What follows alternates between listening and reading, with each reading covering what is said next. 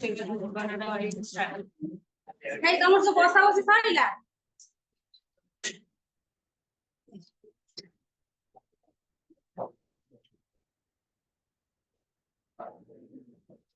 ଇତିହାସ ଯୋଉ ପ୍ରବନ୍ଧର କବି କିଏ? ପ୍ରାବନ୍ଧିକ। ପ୍ରାବନ୍ଧିକ କିଏ? ତାଙ୍କର ସବୁ ଲେଖା ମନେ ରଖିଛ? ଟିକେ କଷ୍ଟ ହବ ମନେ ରଖିବାକୁ। କିଏ ମନେ ରଖିଛ? କାର ମନେ ନାହିଁ? ହଉ ମନେ ରଖିବ। କଷ୍ଟ ବୋଲି ତ ମୁଁ ଛାଡିଦେଲି କିଛି କହୁନି। ଯେତିକି ପଢା ହେଇଥିଲା ଘରେ ହିଁ ପଢିଛ?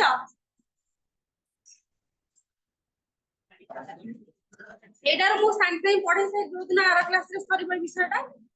ସରିଲା ପରେ ତା ନେକ୍ସଟ କ୍ଲାସ ମୁଁ ତମକୁ ଏଇଟାର ଲଙ୍ଗ କ୍ୱେଶ୍ଚନ ଡାକିଦେବି। କାରଣ ଏଇଟା କଷ୍ଟ ଅଛି ନା ଏଇଟା ଡାକିଦେବି। ତାପରେ ଆଉ କୋଉ ବିଷୟ ପଢେଇ ସାରିକି ଆଉ ଯୋଉ ସବୁ ବିଷୟ ଅଛି ଡାକିବି ଆଉ। ଦେଖ ବ୍ୟକ୍ତିଗତ ଜୀବନ ସେଠି ପଢା ହବ କି? ଏଇ ପାଟି ଟିକେ ଚୁପ କର। ବ୍ୟକ୍ତିଗତ ଜୀବନର ବିଶେଷ ଆଲୋଚନା କଲେ ଆମ୍ଭେମାନେ ସମଷ୍ଟିଗତ ଜୀବନ ବା ମାନବ ଜାତିର ବିଷୟ ସହଜରେ ବୁଝିବାକୁ ସମର୍ଥ ହେଉ। ବ୍ୟକ୍ତିଗତ କଣ ସମଷ୍ଟି କଣ? ବ୍ୟକ୍ତି ହେଲେ ଜଣଙ୍କୁ ବୁଝୁଛ, ସମଷ୍ଟି ହେଲେ ସମସ୍ତଙ୍କୁ ବୁଝୁଛ। କିଏ କହୁଛନ୍ତି କି ଯେତେବେଳେ ଗୋଟେ ଯୋଉ ଅସହଯୋଗ ଆନ୍ଦୋଳନ ହେଲା କିଏ ଗାନ୍ଧିଜୀ କରିଥିଲେ, ସେତେବେଳେ ଆମେ ଜାଣିଛୁ କି ଅସହଯୋଗ ଆନ୍ଦୋଳନ କିଏ କରିଥିଲେ? ଗାନ୍ଧିଜୀ କରିଥିଲେ। ଗାନ୍ଧିଜୀ ଯୋଉ ମାନେ କଣ କହିଥିଲେ ନା ମାନେ ଅହିଂସାରେ ଆନ୍ଦୋଳନ କରିବା ପାଇଁ,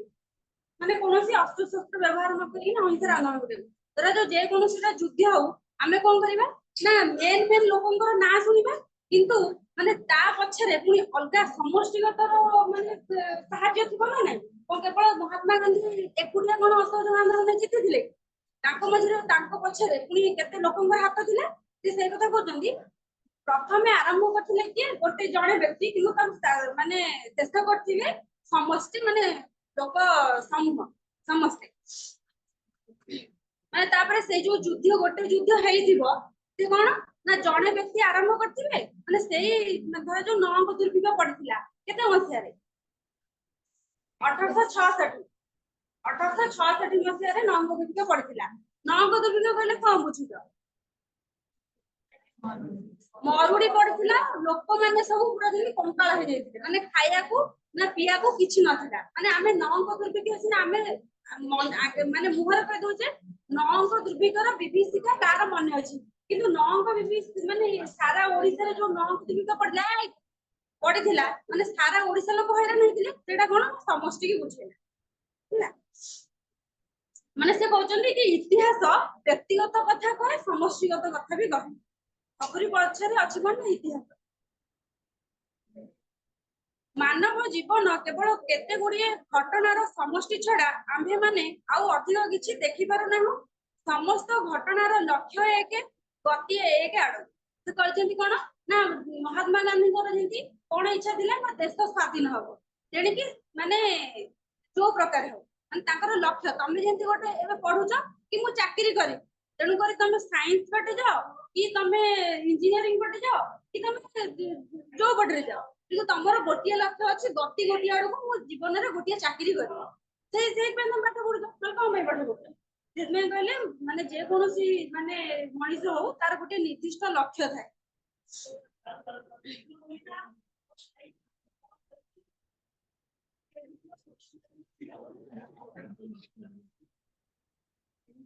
ଗାଳି ଦରକାର। ଦେଖ ଯୋଉ ତମର ଯୋଉ ବଡ ଭାଇ ଭଉଣୀଙ୍କ ଫଟୋ ମରା ହେଇଛି, ତମେ ଭାବି ସାରିଲଣି ସେଇଠି ଆର ବର୍ଷ ବେଳକୁ କା ଫଟୋ ମରା ହେଇଥିବ? ସେଇଟା ଭାବିକି ସବୁ ମାନେ ସବୁ ପିଲାଙ୍କୁ କୋଉ ସାର୍ ମ୍ୟାଡାମ ମନେ ରଖନ୍ତି। ଗୋଟିଏ ପିଲା ଦେଖ, ମୁଁ ମାନେ ଯେ ଆଗ ବେଞ୍ଚରେ ବସନ୍ତି, ଯାର ଫଟୋ ମରା ହେଇଛି ଆଗ ବେଞ୍ଚରେ ବସନ୍ତି, କିନ୍ତୁ ମୁଁ ଭାବିନଥିଲି କି ସିଏ ହାଇଷ୍ଟ ମାର୍କ ରଖିବେ। ତମେ ମନେ ମନେ ଭାବି ଦିଅ କି ଏ ବର୍ଷ ସେଇଠି, ଆର ବର୍ଷ ତଳକୁ ସେଇଠି ମୋ ଫଟୋ ମରା ହେଇଛି। ସେଇ ହିସାବରେ ପରିଶ୍ରମଟା କର। ବର୍ଷେ କେତେ ମାନେ ଆହୁରି 6 ମାସ ଜାଣିବି ତମ ପରୀକ୍ଷା 6 ମାସ ନା ନାଇଁ? ମାର୍ଚ୍ଚ ମାସକୁ ଛାଡି ଦିଅ, ଫେବୃଆରୀ ମାସଟାକୁ ଛାଡି ଦିଅ, ରିଭିଜନ ଛାଡି ଦିଅ, ଏକ୍ଜାମ ହବ ଏଠି ଗୋଟେ ମାସକୁ ଛାଡି ଦିଅ, ଆଉ 6 ମାସ। मास को 30 दिन डिवाइड करके केते परिश्रम कले केते बुलिले तुमको माने 90% ऊपर मार्क मिलो से हिसाब रे पड़ू तबे देखो गोटे घटना समय रे जीवन जेउठारे थिला जेउ अवस्था रे थिला आउ गोटे घटना बेले को सेही स्थान बा सेही अवस्था रे नाही धरा जो एबे गोटे आगुरु गोटे युद्ध होइथिला एबे गोटे युद्ध हबो कोन जो आगुरु जहा सब अस्त्र शस्त्र थिला एबे तार कोन आधुनिक आउरी विज्ञान आउरी आगु गलानी कोन सेही अवस्था रे थिबे माने तमे छोट बेले जहा थिलो एबे कोन सेही आछो नेति परिवर्तन होइछि से कहि जे कोनोसी मनुष्य हो तार पूर्व अवस्था जहा थिला परवर्ती अवस्था रे से बदलछि किसी मुंडे रे पसुछि नि पसुनि पसुछि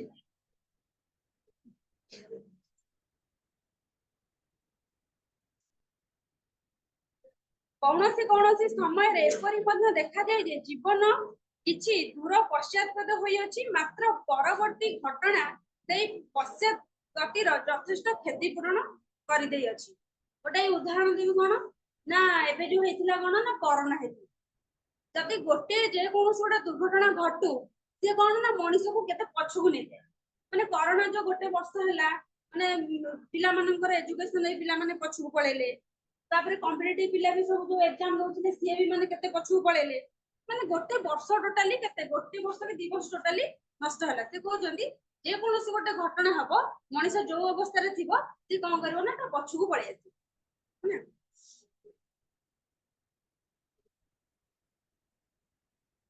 बेले बेले आलोक बेले बेले केते बेले आलोक केते बेले अंधार केते बेले उच्च हास्य ध्वनि केते बेले महा बा मर्मभेदी हाहाकार एही परी परस्पर विरुद्ध एवं ओ प्रतिकूल अवस्था भितर मानव जीवन प्रकृत रूपे गठित हुए माने केवल गोटे मनुष्य कहबो कि मु केवल मो जीवन सारा केवल खुशी रहिबी रहि परिबो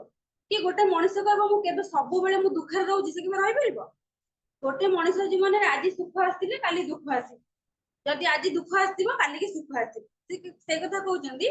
कि गोटे गोटे मनुष्य जीवन रे जपरि बेले बेले अंधकार आसे ना बेले बेले आलोकित आसे माने से सुख दुख संगे माने कहजन कि गोटे मनुष्य माने जीवन सारा जन्म रु मरण पर्यंत कि खुशी रहि परिबन कि जणे केबे दुख होई रहतन भगवान दुख लिखिचंदी आउ सुख भी लिखिचंदी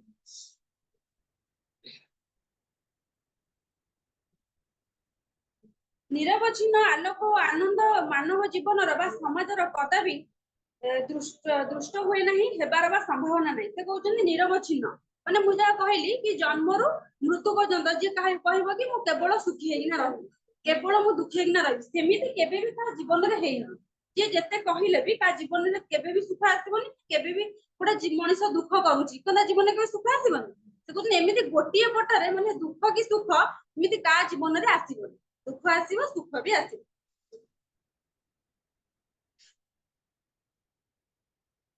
स्थूल दृष्टि मानव निकटरे जगतटा केवल विरुद्ध भावपूर्ण स्थूल सूक्ष्म कहिथिली प्रथम क्लास रे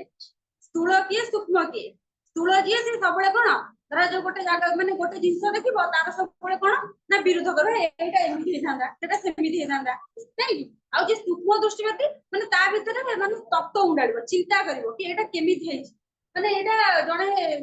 धरा जो कारीगर चित्र करचंदी एटा से केते दिन रे करथिबे केमिति करथिबे माने सबले तत्व उंडालिबो बा चिंता करिवो से कथा कहउचंदी कि स्थूल व्यक्ति मानव निकटरे केवल जगतटा केवल विरुद्ध गोटे गोटे कोन हैला से खाली ता धरे कोन करबे ना खराबटा उंडालिबे कि भलटा केतळे उंडालिबे मात्र चिंताशील मनुष्य सर्वत सर्व प्रकार विरोध मध्य सामंजस्य दर्शन करे हला सेटा मु कहली कि गोटे जिंस देखिबो ता मध्य चिंता करिवो एटा केमिति हला एटा को माने परिश्रम करथि आउ टिके भलो होई परथंदा माने गोटे विषय तर्जमा करबा चिंता करबा समस्तଙ୍କର गति एक आडकू और एक अखंड नियम रे समस्त घटनावली नियंत्रित होइछि व्यक्तिगत जीवन रे जेपरि नाना घटना नाना परिवर्तन भितरे सारभूत जीवटी उन्नत आडकू अग्रसर हुए समाज मध्य सेही परि नाना घटना नाना परिवर्तन द्वारा उन्नतर अवस्था को नीत हुए से कहउचंदी कोन ना गोटे गोटे घटना एमिति घटे मनुष्य कोन करे ना तम जीवन रे गोटे घटना घटिबो तमे कोन ना सेउटु शिक्षा शिखिबो कि ता परकू तमे परिवर्तन हेछि नै धरा जो एग्जाम रे ତମେ ଏକ୍ଜାମ ଗୋଟେ ଇଣ୍ଟରନାଲ ଦେଲ ତମର 25 ରୁ ତମର 15 ରହିଲା, ତମେ ସବୁ ଶିଖିବ କି ମୁଁ ଏତିକି ପଢିକି ମୋର 15 ରହିଲା, ମୁଁ ତାଠାରୁ ଆଉ ଟିକେ ପରିଶ୍ରମ କରିବି, କଣ ନା ମୋର ମାର୍କରେ ପରିବର୍ତ୍ତନ ହବ। ସେମିତି ଗୋଟେ ଗୋଟେ ଘଟଣା ମାନେ ମଣିଷକୁ ଶିଖେଇ ଦିଏ ମାନେ ଆଗକୁ କିପରି ମାନେ ପରିବର୍ତ୍ତନ ହେଇକିନା ଜୀବନ ଗଢିବ। ପ୍ରକୃତ ପକ୍ଷେ ଜଗତର କୌଣସି ଘଟଣା ଅର୍ଥ ଶୂନ୍ୟ ନୁହେଁ। ସେ କହୁଛନ୍ତି ମଣିଷର ମାନେ ଜଗତରେ ଯାହା ସବୁ ଜିନିଷ ରହିଛି ତାର ନିହାତି କିଛି ନା କିଛି ଅର୍ଥ ରହିଛି। କୌଣସି ଏମିତି ଜିନିଷ ନାହିଁ କି ତାର ଏମିତି ମାନେ ଅର୍ଥ ନଥିବ। ଏହି ଭାବରେ ଦେଖିଲେ ମାନବ ସମାଜର ସମସ୍ତ ବ୍ୟାପାର ଇତିହାସରେ ଅନ୍ତର୍ଭୁକ୍ତ। ଦେଖ ଇତିହାସ କଣ ନା ରାଜନୀତିର ଇତିହାସ ଅଛି, ଅର୍ଥନୀତିର ମାନେ ଇତିହାସ ଅଛି, ଐତିହାସିକର ଇତିହାସ ଅଛି, ପୌରାଣିକର ଇତିହାସ ଅଛି। କଣ ପାଇଁ କହିଲ ଇତିହାସ ଅଛି? ଧର ଯୋଉ ପୂର୍ବ କାଳରେ କଣ ନା ମହାଭାରତ କି ରାମାୟଣ ତାର ସବୁ କଣ ସେଟା କଣ ଆଗରୁ ହେଇସାରିଛି, ଏବେ ସେଟା ଆମ ପାଇଁ କଣ ଇତିହାସ। ସେମିତି ରାଜନୈତିକ ଆଗରୁ କିଏ ସବୁ ମୁଖ୍ୟମନ୍ତ୍ରୀ ଥିଲେ, ଏବେ କିଏ ମୁଖ୍ୟମନ୍ତ୍ରୀ ହେଲେ, ସେଟା କଣ ଆମ ପାଇଁ ଇତିହାସ। ସେମିତି ଐତିହାସିକ ମାନେ ଆଗରୁ ଯୋଉ ଆସିଥିଲେ ଇଂରେଜ ମାନେ, ମରହଟା ମାନେ, ମୋଗଲ ମାନେ ଆମ ଯୋଉ ଓଡିଶାକୁ ଆସି କେତେ ଆମକୁ ଶାସନ କରିଥିଲେ, ସେଇଟା ଆମ ପାଇଁ ଇତିହାସ। ସେ କହୁଛନ୍ତି ଓଡିଶାର ଯେକୌଣସି ସବୁ ଜିନିଷର ଗୋଟେ ଗୋଟେ ଇତିହାସ ରହିଛି। ଐଶ୍ୱର୍ଯ୍ୟଶାଳୀ ରାଜା ଏବଂ ଦିନହୀନ କୃଷକ ଉଭୟ ସମାଜର ଅଙ୍ଗ ଏବଂ ଉଭୟ ସମାଜର ଉନ୍ନତିର ଉପଯୋଗୀ। ଦେଖ ସମାଜରେ କେବଳ ଯଦି ଧନୀ ଲୋକ ରହିବେ କେବେ ଦେଶ ଚାଲିବ? ଗରିବ ସିନା ରହିଲେ, ଚାଷୀ ସିନା ରହିଲେ, ଚାଷ କଲେ ସିନା ସେଇ ଧନୀ ଯିଏ ସିଏ ଚାଉଳ ଖାଇବ। ଯଦି ସମସ୍ତେ ବଡ ଲୋକ ହେବେ ତାହେଲେ ଚାଷୀ କିଏ କରିବ? ସେ କହୁଛନ୍ତି ଗୋଟେ ଦେଶର ରାଜ୍ୟର ଯେତିକି ଭୂମିକା ଅଛି ସେତିକି ମାନେ କୃଷକର ବି ସେତିକି ଭୂମିକା ଅଛି। ଜଣେ ମନୁଷ୍ୟକୁ ଯଥାର୍ଥ ରୂପେ ଜାଣିବାକୁ ହେଲେ ତାହାର ସମଗ୍ର ଜୀବନର ଇତିହାସ ଜାଣିବା ଆବଶ୍ୟକ। ଯେମିତି ଆମେ କଣ ହେଲା ହସୁଛ ନାହିଁ, ଯେମିତି କଣ ନା ଆମେ ଗୋପବନ୍ଧୁକୁ ମୁଁ କହିବି ଗୋପବନ୍ଧୁଙ୍କ ଜୀବନ ବିଷୟରେ ଜାଣିଛ? ତମେ କଣ ନା ସେ ପୁରୀରେ ଜନ୍ମଗ୍ରହଣ କରିଥିଲେ, ଏତିକି ମସିହା ଜନ୍ମଗ୍ରହଣ କରିଥିଲେ, ନାଇଁ କି ସେ ଲୋକମାନଙ୍କର ସେବା କରୁଥିଲେ। ମାନେ ଗୋଟେ ମଣିଷ ବିଷୟରେ ଜାଣିବାକୁ ହେଲେ ତାର ସମଗ୍ର ଜନ୍ମରୁ ମରଣ ପର୍ଯ୍ୟନ୍ତ ତାର ଇତିହାସକୁ ଆମକୁ ଜାଣିବାକୁ ପଡିବ।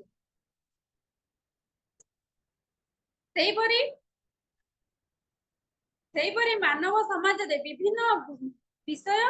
ବୁଝିବା ପକ୍ଷରେ ସମଗ୍ର ଇତିହାସ ଅବଶ୍ୟ କାନ୍ତବ୍ୟ। ମାନେ ସେଇପରି ସେ କହୁଛନ୍ତି ଗୋଟେ ମଣିଷର ଯେପରି ଆମେ ଇତିହାସ ଜାଣିବା ଦରକାର, ସେଇପରି ଆମେ ଯଦି ସମାଜର ବିଭିନ୍ନ ଇତିହାସ ଖୋଜିବା ତାହେଲେ ବିଭିନ୍ନ ବିଷୟରେ ଆମେ ତର୍ଜମା କଲେ ଆମକୁ ସେଇ ମାନେ ଇତିହାସ ଆମେ ପାଇବା। କଣ କରୁଛ?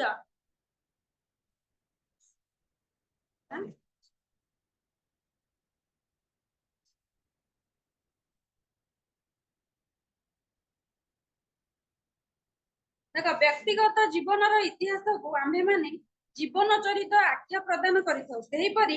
ଜାତି ବିଶେଷର ଇତିହାସକୁ ସେହି ଜାତିର ଜୀବନ ଚରିତ୍ର ବୋଲା ଯାଇପାରେ। ଜୀବନ ଚରିତ ଆଉ ଜୀବନୀ ଜୀବନ ଚରିତ୍ର ଜାଣିଛ? ଜୀବନୀ ମାନେ କଣ କହିଲ? ମାନେ ମୋ ଇତିହାସକୁ ଆଉ ଜଣେ କିଏ ଲେଖିବ। ଆତ୍ମଜୀବନୀ ହଉଛି ଯେ ମୋ ଜୀବନ କାହାଣୀକୁ ମୁଁ ନିଜେ ମାନେ ଲେଖିବି, ସେଇଟା ହଉଛି ଆତ୍ମଜୀବନୀ। ହେଲା, ସେ ସେଇ କଥା କହୁଛନ୍ତି କି ବ୍ୟକ୍ତିଗତ ଜୀବନର ଇତିହାସକୁ ଆମ୍ଭେ ମାନେ ଜୀବନ ଚରିତ କହୁ। କି ଯିଏ ବ୍ୟକ୍ତି ନିଜ ବ୍ୟକ୍ତି ହିସାବରେ ମାନେ କଣ ତ ଧର ଯୋଉ ରାଧାନାଥ ରାୟ ତାଙ୍କର ଜୀବନ ଚରିତ୍ର ଲେଖିବେ କି ମୁଁ ଏତେ କଷ୍ଟରେ ମାନେ ପାଠ ପଢିଥିଲି, କି ମୁଁ ଏଇ ବିଶ୍ୱବିଦ୍ୟାଳୟରେ ପାଠ ପଢିଥିଲି, ମାନେ ନିଜ ଜୀବନ ଚରିତ୍ରକୁ ଯିଏ ଲେଖେ ସିଏ ହଉଛି କଣ ନା ଆତ୍ମଚରିତ୍ର। ଜୀବନୀ ହଉଛି ମୁଁ ଧର ତମ ବିଷୟରେ ଗୋଟେ ଲେଖିବି, ତମେ ଏଇଠି ପାଠ ପଢୁଥିଲ, ତମ ବାପାଙ୍କ ନାଁ ଏଇଆ, ତମ ଗାଁ ନାଁ ଏଇଆ, ସେଇଟା ହଉଛି ଜୀବନୀ। ସେ କଥା କହୁଛନ୍ତି ଗୋଟେ ବ୍ୟକ୍ତି ବିଷୟରେ କହିଲେ ସେଇଟା ହଉଛି କଣ ନା ଆତ୍ମଜୀବନୀ, ଜୀବନୀ ଚରିତ୍ର। ଆଉ ଗୋଟେ ଯୋଉ ଆମେ ଧର ଯୋଉ ଗୋଟେ ଜାତି ଉପରେ କରିବା, ଧର ଯୋଉ ଆମର ଓଡିଆ ଜାତି ଉପରେ ଆମେ ଗୋଟେ ମାନେ ଲେଖିବା କି ଓଡିଆ ଜାତି ଏଇଆ, ଓଡିଆ ମାନେ ଏଇଆ କରନ୍ତି ସବୁ ଲେଖିବା, ସେଟା ହଉଛି କଣ ନା ଜାତିର ଜୀବନ ଚରିତ୍ର। ମାନେ ଜଣଙ୍କ ବିଷୟରେ ଟୋଟାଲି ମୂଳରୁ ଶେଷ ପର୍ଯ୍ୟନ୍ତ ଲେଖିବା। ପିଲାମାନେ ବୁଝିପାରୁଛ? ବୁଝିପାରୁଛ? ଏଇ ପୁଅ ମାନେ ବୁଝିପାରୁଛ? ତମେ ଥରେ ଘରେ ଯାଇ ନ ପଢିଲେ ବୁଝିପାରିବନି।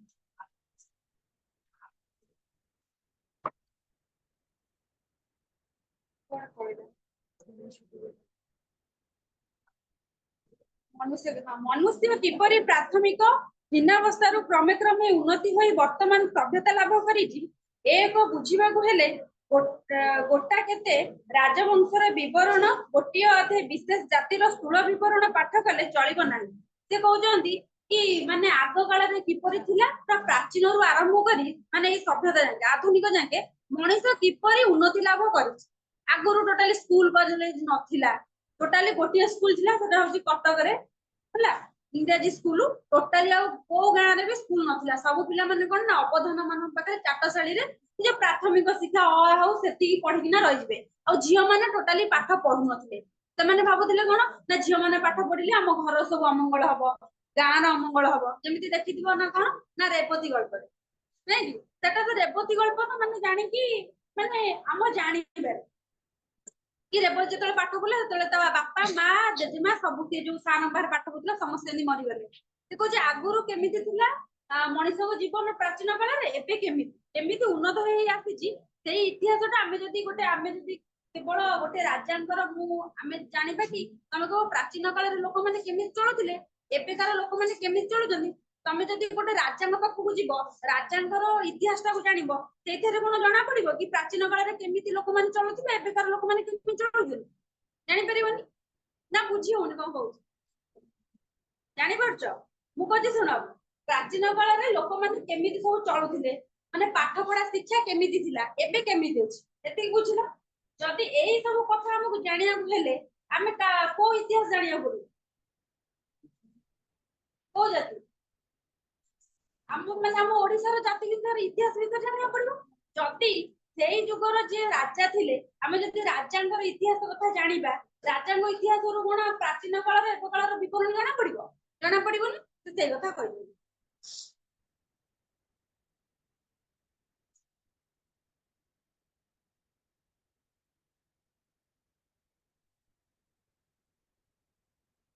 जहिरे मानव प्रकृतिर क्रम विकास छवि प्रतिबिंबित नाही ताहा प्रकृत इतिहासवाच्य होई न पारे। इदृश इतिहास पृथ्वीर एपर्यंत लिखित होइना। इदृश माने कोन कहला माने समग्र इतिहास माने आमे किछि किछि माने प्रथम रु जेतेबेले कोन ना टोटाली मनीष जन्म हेइ नथिले कोउटु मनीष जन्म हेले केमिति हेले तार इतिहास गुण आमे पाइबा माने अनुमान करी जो माने लेखुचन आमे से बहिरु पढी ना आमे जानूचे किंतु समग्र इतिहास माने मनीष कोउटु जन्म होला केमिति जन्म होला से केमिति एडवांस कला केमिति उन्नति कला सेटा गुण आमे जानि परिबे प्रकृत कथाटा जे से कथा कोन समग्र इतिहास माने समग्र इतिहासटा कोन आमे जानि परिबा ना एक पर्यंत भी आमे जहा पढुचे कि देखिबो एई बही रे गोटा कथा लेखा आइची तमर एबे सिना गोटे बही कि तमे आगु गले जते अथर घर माने सब अलग अलग लेखक थिबे ये गोटा मत देथिबे सी गोटा मत देथिबे माने ये कहिथिबे तारा जो बलराम दास जन्म होइनु 15श शताब्दी रे आउ जने कहिबे बलराम दास जन्म ग्रहण करथिले केबे ना 16श शताब्दी तमे कहार मत को पाइबो एटा होची कोन ना सेमाने कोन करथिबे ना तांको मत दउथि माने ठीक इतिहासटा हम ए पर्यंत माने पाइ पारु।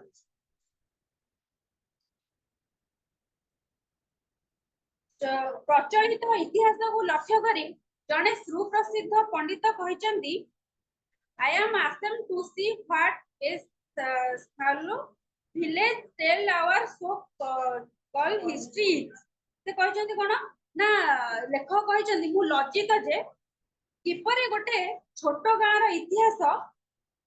माने छोट गाँ इतिहास बनौ माने से गोटे इतिहास माने गोटे उदाहरण देइचंदी कि आजिकार जो लोक माने जो लेखक माने जो सब इतिहास वर्णना करूचंदी कि माने केते केते माने साइंटिस्ट बाहरले किंतु से माने कोन ना अलगा प्रति रिसर्च करछन किंतु हमर ओडिया जाति प्रति माने किछि उन्नति करना माने कोन धर जो गोटे जने कवि हेले कवि जने कवि कोन जने साइंटिस्ट संगे समान हे परिबो से कोन करछन गोटे गाँ सहित कवि तुलना कर जे माने इतिहास के से एते छोट होई कि ना भी से इतिहास सृष्टि करछंदी किंतु जने एते साइंटिस्ट हमर बाहरलेनी किंतु से भी हमर ओडिया जाति प्रति इतिहास प्रति किछि सठिक सूचना दउना से जहा हे आंभे माने एहा को अपंग्या करि न पारु सकल विषय रे जेपरि मानव समाज क्रमशः उन्नति मुखर अग्रसर हेउची इतिहास लिखन प्रणाली संबंध रे मध्य क्रमशः प्रभुत्व उन्नति साधित हेई आसु प्रतिभाशाली पंडित माने ए क्षेत्र रे अक्लांत भाव रे श्रम करूछन जे इतिहास रचना करछन कि तमर ए जो माने विश्वनाथ कर जे लेखिछन से कोन केते परिश्रम करिकना एटा लेखिथि हमको पढ़ी कि बुझा को केते कष्ट होउची से जो लेखिथे भाव से केते परिश्रम करके लेखि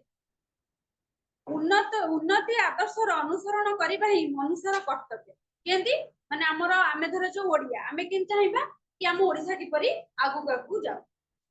कौनसी उन्नतिर शेष नहीं मनुष्य जेतिकी अग्रसर हेब आदर्श सेतिकी उन्नतर आकार रे धारण करी तार सम्मुखरे उपस्थित हो से कहउछन कोन ना तमे किना मैट्रिक पढलो प्लस 2 पढिबो प्लस 3 पढिबो पीजी करबो तापर तमे तमे माने टीचर लेक्चर हबो तो उन्नतिर शेष नहीं तमे जेते पर्यंत उन्नति करी करी जीवो गोटे शेष नहीं उन्नतिर कोन ना मनुष्य जेते अग्रसर हबो तमे जेते आगु आगु जीवो आदर्श सेते तमे धरा जो एबे एडी अछ तुमको कहीं चिन्ह ना तुम काली सकाळ गोटे लेक्चर हबो कि गोटे बही रचना करिवो तुमको समस्ते कोन माने आदर्शटा आदर्श कोन ना तमरो व्यक्तित्वटा माने तुमको समस्ते चिन्हिबे जेंति तमरो ए जो फोटो मरा हैछि तांकर सिए तले पढुतिले तांको कोन तांको फोटो मरा हैतिला एबे कोन ना 50 पिला भितर सी होजन जे कि हाईएस्ट मार्क रखि तांको एबे सब लोक देखुतिले कि जानते ना एई पिलाटा आउतले सी माने हाईएस्ट मार्क रखि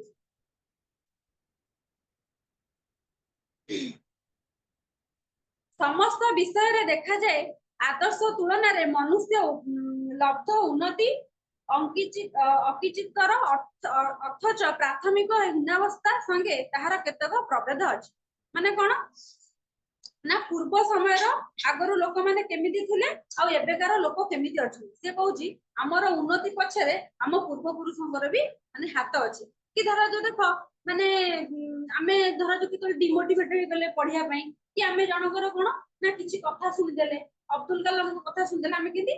मोटिवेटेड हे से कहू सेंती माने हमर भविष्यत रे जहा भी घटिबो हम पूर्व पुरुषन संगे तार संपर्कटा थिबो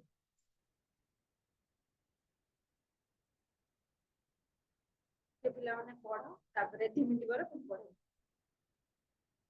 आज आउ दी पेज पढे दवा एक्सप्रेस सब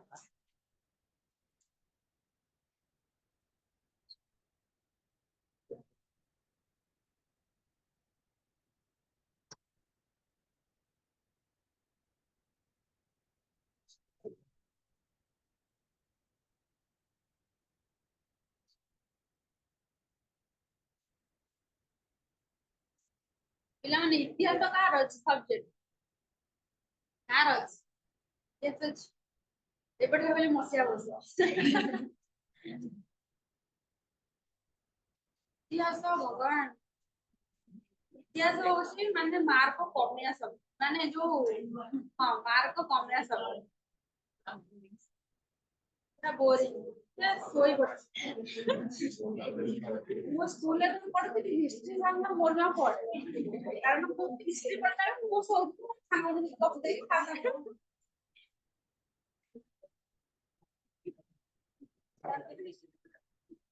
हिस्ट्री यदि करे तो माने बहुत नंबर पढ़ना कारण हिस्ट्री में फेल भी लाई जाए कारण तार से माने ओडिया कोन ना तमे गोटे चप्पल में विषयटा लिखि देले कि तुमको मार्क मिले सबरो मार्क उठा सब्जेक्ट छो मार्क उठे तो खाली गप लिखि आसिले भी तुमको 5 रु 3 दे आउ इतिहास इतिहास सिया सब दरकार आगे तो मसिया हो ना से मसिया मन रखियो नहीं ताले भल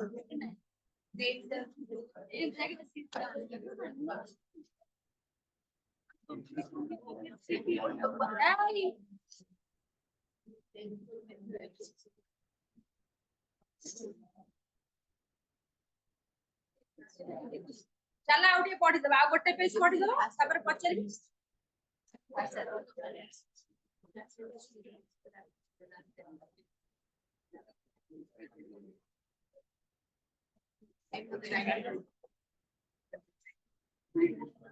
हाला पिला माने आज से पाठ दियतला सब पढ़ी के आसी छ हां को मुंडो हनु मिटारा तमसे जो सांग कोन हां जान छ मामू बारा रे परीक्षा आसी जाऊ ए तो आसी जाऊ ना हो चलो पढ़िबा चलो पिला माने एई पार्टी टे चुप करो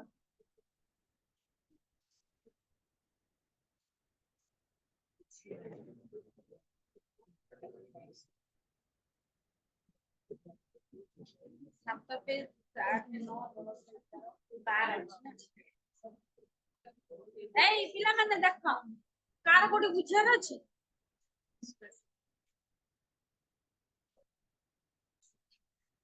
ଆଜି ପଢିକି ଆସିବ ସାଙ୍ଗେ ସାଙ୍ଗେ ପଢିକି ଏଇ ଆଗରୁ କବି ମାନେ ପିଲାମାନେ କେମିତି ଥିଲେ ଜାଣିଛ? ଜଣେ ଅଛନ୍ତି ବୈଷ୍ଣବ ପାଣି ହେଲା, ସିଏ ବୋତଲରେ ଜୁଳୁଜୁଳିଆ ପୋକ ପୁରେଇ ପଡୁଛି। ତମକୁ କହିଥିଲି ବା ଭାବ ତାଙ୍କୁ ପାଠ ପଢାରେ କେତେ ଆଗ ତମର ଏସି ରୁମରେ ବସିକି ରଖୁଛ। ମାନେ ସେତେବେଳେ କିଛି ଟିଭିରି କି କିଛି ନଥିଲା, ଲାଇଟ ତ ଦୂରରେ ଥାଉ ଏ ଟିଭିରେ ସେମାନେ ବି ତାଙ୍କ ପଇସା ନଥିଲା ତେଲ ଆଣିବ। ମାନେ ଏତେ ମାନେ ଆଗରୁ ଏତେ ଅସୁବିଧାରେ ଦେଖ ମାନେ କେତେ କେତେ ବଡ ମାନେ ଲେଖକ କବି କାବ୍ୟବନ୍ଧୁ ଆମ ପାଖରେ ସବୁ ଥାଇକି ଆମେ ଗୋଟେ କିଛି ହେଇପାରୁନୁ, ଖାଲି ମାନେ ଖାଲି ପଢି ଚାଲିଛୁ, ଖାଲି ଗୋଟେ ସାର୍ଟିଫିକେଟ ପାଉଛୁ। ହଁ କଣ ଯିବ କୋଉଠି ମରିଯିବ ସେ ମରିଗଲେ ମରିଗଲେ ତ ତା ଲାଇଟ୍ ଆଉ ଜଳିବନି। ଜୁଳୁଜୁଳିଆ ପୋକ ପିଲାଙ୍କୁ ଦେଖିଛ ନା? ଜୁଳୁଜୁଳିଆ ପୋକ ଏଇ ବର୍ଷା ଦିନେ ଯୋଉ ବୁଲିବେ ସବୁ ସିଏ ସିନା ବଞ୍ଚିଲେ ଲାଇଟ୍ ଦେଖିବେ, ସିଏ କଣ ଜଣେ ଗୋଟେ ବୋତଲ ଭିତରେ ଗୋଟେ ଏମିତି କଣା କରିଦେଇଥିବେ ସେ ଯୋଉ ଫୁଟାରେ ତାଙ୍କ ନିଶ୍ୱାସ ପ୍ରଶ୍ୱାସ ନବ।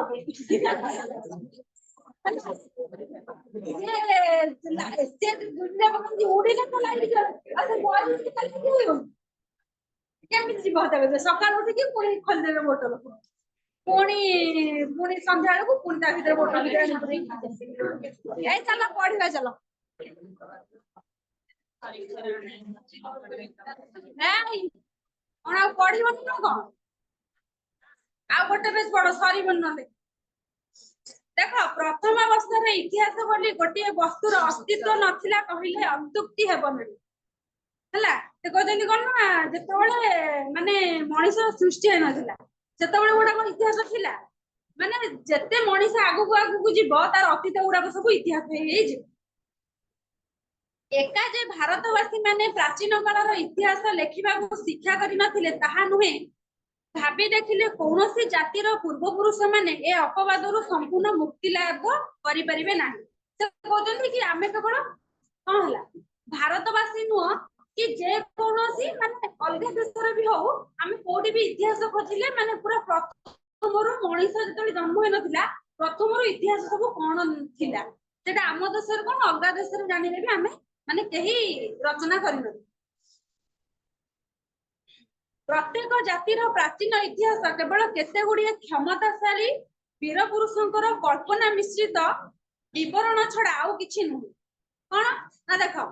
ଧର ଯୋଉ କଳ୍ପନା ଧର ସାରଳା ଦାସ ଲେଖିଲେ କଣ ନା ମହାଭାରତ ଲେଖିଲେ ସେ କଣ ନା କିଛି ସିଏ କହୁଥିଲେ କି ମୁଁ ଜନ୍ମରୁ ମୂର୍ଖ ଥିଲି ମତେ ସାରଳା ଦେବୀ ଯାହା ସ୍ୱପ୍ନ କଲେ ରାତିରେ ମୁଁ ସକାଳୁ ଉଠିକିନା ତାହା ରଚନା କଲି।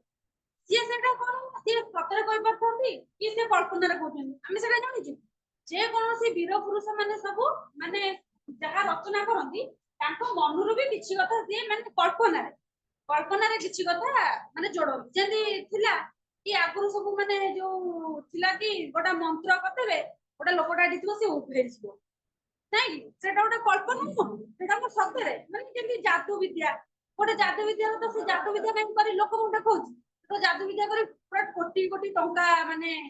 ସୃଷ୍ଟି କରିଦିଅନ୍ତା ଆଉ ସେ କାହିଁ ଲୋକଙ୍କ ଆଗରେ ଯାଦୁ ବିଦ୍ୟା ଦେଖଉଛି। ଯେମିତି ସେ କହିଛି ଯେକୌଣସି ପୂର୍ବପୁରୁଷ ହଉ ସେମାନେ କିଛି ଯୋଉ ଇତିହାସ ରଚନା କରନ୍ତି ତା ମଧ୍ୟରେ କିଛି ତାଙ୍କ କଳ୍ପନା କଥା ସେ ରଚନା କରନ୍ତି। ସେହି ବୀରମାନେ ଦେବତା ବା ଦେବ ଅଂଶର ଜାତ ଏବଂ ସେମାନଙ୍କର କାର୍ଯ୍ୟକଳାପ ଅଲୌକିକ କଣ ଲୌକିକ ଅଲୌକିକ ଅଲୌକିକ ଅର୍ଥ କଣ ନା ଯୋଉଟା ମାନେ ଭାବନା ବାହାରେ ସେ ଯୋଉ ଦେଖିଥିବ ଗୋଟେ ଏଇ ଯୋଉ ଟିଭିରେ ଯୋଉ କାର୍ଟୁନ ନୁହେଁ ନା ସିଏ ଗୋଟେ ଯୋଉ ଚଟ ଭଳିଆ ଥିବ ତାପରେ ସେ ନେଇ ବସିଯିବ ସେ ଶୂନ୍ୟରେ ଉଡୁଥିବ ନା ମାନେ ଯାଦୁ ବିଦ୍ୟାରେ ସିଏ ଗୋଟା ଯୋଉ ଗୋଟା ସୋନପରି ଥିବ ଦେଖିବ ସେ ତାର ଏମିତି ବାଡି ଦେଖେଇଦବ ସେ ଉଭାନ ହେଇଯିବ ଦେଖିଛ ସୋନପରି ହେଲା ସିଏ ହଉଛି ସେମିତି ହେଲା ସେ ହଉଛି ଅଲୌକିକ ହେଲା ଯୋଉ ଛୋଟ ପିଲାଙ୍କ ଭଳିଆ ସୋନପରି ହବ ଆଉ ଏବେକାର ଶୁଣ ପିଲାମାନେ ଆର ଇତିହାସରେ ବି ଉଦାହରଣ ଦେଇପାରିବି କିନ୍ତୁ ତମେ ବୁଝିବା କଷ୍ଟ ସେଥିପାଇଁ ଏବେକାର ଉଦାହରଣ ଦେଇକି ବୁଝିଲେ ତମେ ସହଜରେ ବୁଝିଯିବ। ଦେଖ ଏଇ ତେବେ ଏହା ଅବଶ୍ୟ ଏଇଟା ଦେଖ ହଁ ତେବେ ଏହା ଅବଶ୍ୟ ସ୍ୱୀକାର କରିବାକୁ ହେବ ଯେ ଆମ୍ଭମାନଙ୍କ ଦେଶରେ କଳ୍ପନାର ମାତ୍ର ଅତ୍ୟନ୍ତ ଅଧିକ ହେଲା ମାନେ ଏଡିକି କଥାକୁ ସେ କହିବେ ଏଡେ ବଡ ନା ମାନେ ଯିଏ କହିବ କଣ ନା ଯେମିତି ରାମ ଗୋଟାଏ ତୀର ମାରିବେ ସେ ପୁରା 10ଟା ତୀର ହେଇଯିବ 10ଟା ତୀର ହେଇଯିବ ତାପରେ ସିଏ ଗୋଟା କଣ ମାନେ ଦେଖୁନ ଏଇ ଯୋଉ ପୌରାଣିକରେ ସିଏ ଗୋଟେ ଆଙ୍କ ଦବ ତା ଭିତରୁ ଗୋଟେ ନିଆଁ ବୁଡିବ ସିଏ ଯେମିତି ଏତେ ବଡ ହେଇଯିବ ହେଲା ସିଏ ସବୁ କଣ ନା ଅଲୌକିକ ହେଲା ମାନେ ମାନେ ସମ୍ଭାବନା বা କଳ୍ପନାର ମାନେ ଅତ୍ୟଧିକ ମାନେ କଣ ନା ଯୋଉ ପଥର ପକେଇ ପକେଇ ସମୁଦ୍ରକୁ ପୋତିଦେବେ ସମୁଦ୍ର କେମିତି ହେଲାଣି ପଥର ପକେଇ ପକେଇ ସମୁଦ୍ରକୁ ପୋତିଦେବେ ନାଇଁ ମାନେ ଗଛକୁ ଉଡେଇ ନେଇକି ଏଠି ନେଇକି ସେଠି ପକେଇବେ ତମର ଯେମିତି ଯୋଉ ଫାର୍ଷ୍ଟ ଇୟରରେ ଗୋଟେ ଥିଲା ବିଷୟ ଯୋଉ ମୈନାକ ପର୍ବତ ପଢିଛ ତ ଫାର୍ଷ୍ଟ ଇୟର କଥା ଥିଲା ପର୍ବତ ମାନଙ୍କର ସବୁ ପକ୍ଷୀ ଥିଲା ସେମାନେ ଯେତେବେଳେ ଚାହୁଁଥିଲେ ଉଡି ଏଠୁ ଉଡି ଯାଇକି ସେଠି ପଡୁଥିଲେ ପଢିଛ ଫାର୍ଷ୍ଟ ଇୟର এই ଯୋଉ କି ତ ହଁ ମିତ୍ରତାରେ ଥିଲା ପର୍ବତ ମାନଙ୍କର ପକ୍ଷୀ ଥିଲା ଏଇ ପାଟି ଚୁପ କର ସେହି କଳ୍ପନାବାସୀ ଭେଦ କରି ପ୍ରକୃତ ତଥ୍ୟ ଲାଭ କରିବା ସାଧାରଣ ମନୁଷ୍ୟର କାର୍ଯ୍ୟ ନୁହେଁ କି ସିଏ ସେମିତି କଳ୍ପନାରେ ରଚନା କରିଛନ୍ତି ଆମେ ତାକୁ ଯିବା ଏବେ ଖୋଲତାଡ କରିକି ସେ କାହିଁକି ମାନେ ରାମଙ୍କର ତୀରଟା 10ଟା ହେଇଯାଇଥିଲା ଆମେ ତାକୁ ଏବେ ଖୋଜିଲେ ତାକୁ ଯାଇକି ନା କୋଉଠି ତଥ୍ୟ ସତ୍ୟ ତଥ୍ୟ ମିଳିବ କି ମିଳିବନି ହିନ୍ଦୁ ଜାତି ଚିରକାଳ କଳ୍ପନା ପ୍ରିୟତା ନିମିତ୍ତ କ୍ଷତ ସକଳ ସକଳ ବିଷୟରେ ଏମାନେ କଳ୍ପନାର ଚରମ ସୀମାରେ ଉପସ୍ଥିତ ନ ହୋଇ ଛାଡି ନାହାନ୍ତି ସେ କହୁଛନ୍ତି ଖାସ କରି ଯେତେ ସାହିତ୍ୟ ଅଛି ଓଡିଆ ସାହିତ୍ୟ ତଳ ଓଡିଆରେ ଯେତେ କଳ୍ପନା ମିଶିଛି ଆଉ କୋଉ ସାହିତ୍ୟରେ ସେତିକି କଳ୍ପନା ମିଶିବ ନା ସେ କଣ କରିଥିଲେ ନା ଗୋଟେ ପର୍ବତ ଥିଲା ତାକୁ ରାମ କଣ କରିଥିଲେ ତାଙ୍କ ବୁଢା ଆଙ୍ଗୁଠିରେ ଉଠେଇ ଦେଇଥିଲେ ପାହାଡକୁ ମାନେ ବୁଢା ଆଙ୍ଗୁଠି ଉଠେଇବେ ଶ୍ରୀକୃଷ୍ଣ ବି ଉଠେଇଥିଲେ ତମ ଯୋଉ ମିତ୍ର ତାଙ୍କ ଭିତରେ ଗୋଟେ ଥିଲା ଯୋଉ ରାମ ଉଠଉନଥିଲେ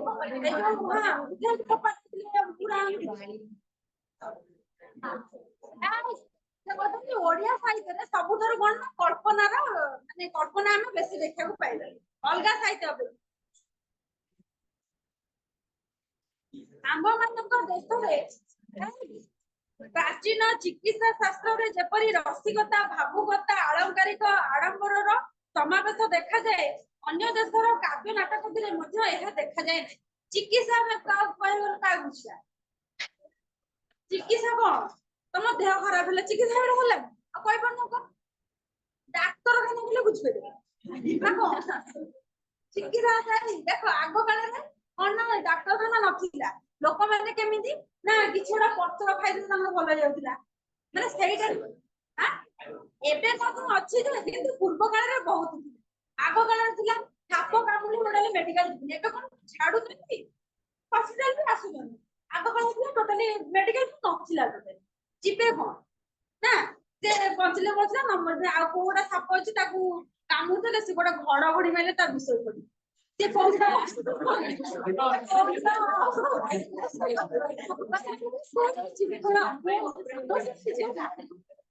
ସିଏ କହୁଥିଲା ଏଇଟା ଗୋଟେ ଏଇ ପାଟି ଚୁପ କର ଯାହା ପ୍ରାଚୀନ କାଳରେ ଏହି ପ୍ରକାର କଳ୍ପନା ମିଶ୍ରିତ ବିବରଣୀ ଛଡା ଆମ୍ଭେମାନେ ବିଶୁଦ୍ଧ ଇତିହାସ ବୋଲି କୌଣସି ବସ୍ତୁ ପାଇପାରୁନା ଏଇ ସବୁ ଆମେ ଯାହା ଇତିହାସ ଦେଖିବା ଏଇ ସବୁ କଣ ନା କଳ୍ପନାର ଇତିହାସ ଆମେ ଦେଖିବା ସତ ଇତିହାସ ଆମେ ଦେଖିବାକୁ ପାଇବାନି କେଉଁଠାରେ ବା ଏହି ବିବରଣୀ ମାନେ ଇତିହାସ ଆଖ୍ୟା ପ୍ରାପ୍ତ ହୋଇଛି କେଉଁଠାରେ କାବ୍ୟ ନାଟକ ପୁରାଣ ଇତ୍ୟାଦି ଆକାରରେ ଧାରଣ କରି ରହିଛି ଦେଖାଇ ତାର ଯୋଉ ପୌରାଣିକ ବିଷୟ ଗୋଟେ ହେଲା ଧର ଯୋଉ ରାମାୟଣ ହେଲା ତାକୁ ଏଇ ଯୋଉ ବିଭିନ୍ନ ଜାଗାରେ ଯୋଉ ରାମ ଲୀଳା ହଉଛି ସେଟା କଣ ନାଟକରେ ପରିଣତ ହଉଛି ନାଇଁ କି ଯେକୌଣସି ବିଷୟ ହଉ ଆମେ ତାକୁ କାବ୍ୟରେ ମାନେ କବିତା ଆକାରରେ ପଢିପାରିବା ମାନେ ରଚନା କରିପାରିବା ନାଟକ ହିସାବରେ ବି ରଚନା କରିପାରିବା ବା ଲୀଳାରୁ ହଉଛି प्रकृत पक्ष प्राचीन काल इतिहास भिन्न भिन्न जुगर साहित्य मध्य अंतर्निविष्ट रही अछि प्राचीन धर्मशास्त्र पर्यंत ऐतिहासिक सत्यर परिपूर्ण पिला माने ऐतिहासिक बोली को बुझो हां बुझो ना बुझो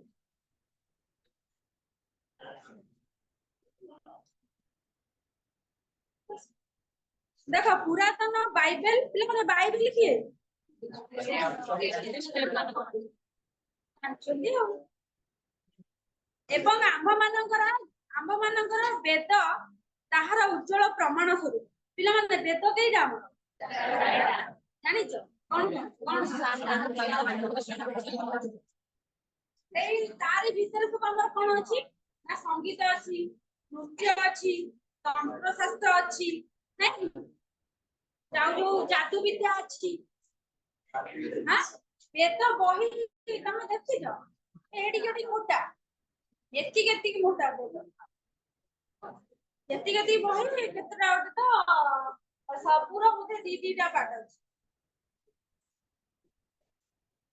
ବହି ଦୋକାନ ନହେଲେ ଯିବ ବହି ଦୋକାନ ବେଦ ରଖୁନଥିବେ ମଗେଇଲେ ଦେବେ ଦେଖ ପିଲାମାନେ କେବଳ ତାହା ନାହିଁ କଣ ବହୁତ ହେଲା ପାଠ ପଢା ତମକୁ ଏତେ ମଜା କଥା କହିକି ପଢଉଛି ଇତିହାସଟା ବୋରିଂ ଲାଗିବ କେବଳ ତାହା ନୁହେଁ ଭିନ୍ନ ଦେଶର ଭିନ୍ନ କାଳର ମନ୍ଦିର ଗୃହ ଖୋଦିତ ମୂର୍ତ୍ତି ଏବଂ ଫଳକାତିରେ ସେହି ଦେଶର କାଳର ଇତିହାସ ଉଜ୍ଜଳ ଅକ୍ଷରରେ ଲିଖିତ ହୋଇଅଛି ପିଲାମାନେ ଧଉଳିଗିରି କେ ଯାଇଛ ଏଇ ଖଣ୍ଡଗିରି ଧଉଳିଗିରି ଯାଇଛ ସେ ଯୋଉ ଲେଖା ହେଇଛି ପଥରରେ ତାକୁ ଦେଖିଛ ଦେଖିଛ ସେ କହୁଛନ୍ତି କଣ ନା ସେଟା ହଉଛନ୍ତି କାର ନା ଅଶୋକ ଶିଳାଲେଖ ହେଲା ସେ କହୁଛନ୍ତି ଆଗ କାଳରେ ନଥିଲା ଏଇ ପେନ୍ ଖାତା ଏବେ କାଳ ସିନା ମାନେ ବହି ଆମେ ତ କେତେ ଆଡଭାନ୍ସ ବହି ପଢୁଛୁ ଆଗ କାଳର ଲୋକମାନେ କଣ କରୁଥିଲେ ନା ଯୋଉ ପଥରରେ ଲେଖିକି ନବି ମାନେ ସେଇଥିରେ ପାଠ ପଢୁ ମାନେ ଆଉ କଣ ନା ତଳେ ଲେଖିକି ଗୋଟା କି ପଡିଥାଏ ଯୋଉ ଗଛର ଫଳରେ ତାକୁ ତଳେ ଲେଖିକି ମାନେ ସାଙ୍ଗେ ସାଙ୍ଗେ ଲିଭେଇଦେବେ ସେଇଥିରେ ମାନେ ଶିକ୍ଷା ଲାଭ କରୁଥିଲେ ଆଗ କାଳେ ମାନେ ପେନ୍ କାଗଜ ସିଲଟ ଖଡି ଏବେ ତ ସିଲଟ ଖଡି ଆଉ ନାଇଁ ପିଲାମାନେ ସବୁ ଆଡଭାନ୍ସ ହେଲେଣି କି ଯୋଉ ଆମେ ପେନସିଲ ଲେଖୁ ପେନ୍ ଲେଖୁ ହେଲା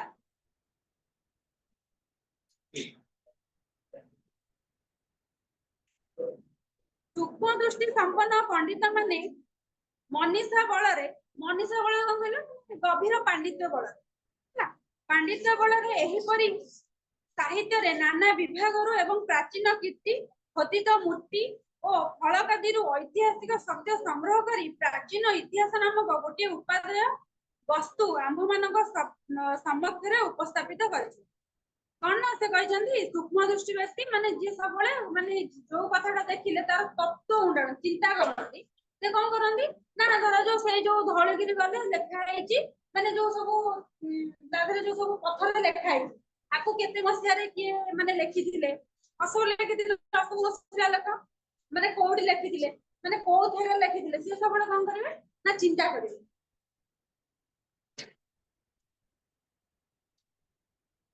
କିନ୍ତୁ ସେହି ସଂଗୃହୀତ ଅଂଶ ମାତ୍ର ପ୍ରକୃତ ଇତିହାସ ନୁହେଁ ବା ବିଶେଷ ମତ ସ୍ଥାପନ କିମ୍ବା କାଳାଦି ନିର୍ଣ୍ଣୟାର୍ଥେ ପ୍ରତ୍ନତତ୍ତ୍ୱବିତ୍ ପଣ୍ଡିତ ମାନଙ୍କ ମଧ୍ୟରେ ଯେ ତୁମୁଳ ସଂଗ୍ରାମ